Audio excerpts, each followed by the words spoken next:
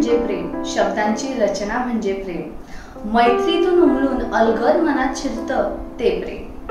तुझ्यासाठी झुरतं ते प्रेम, आठवण आली की हळूच रडतं ते प्रेम, दूर होण्याच्या भीतीने जेव्हा चिंब भिजून जातं ते प्रेम, तू फक्त माझा आणि आयुष्यभर मी जे तुझ्यावर केलं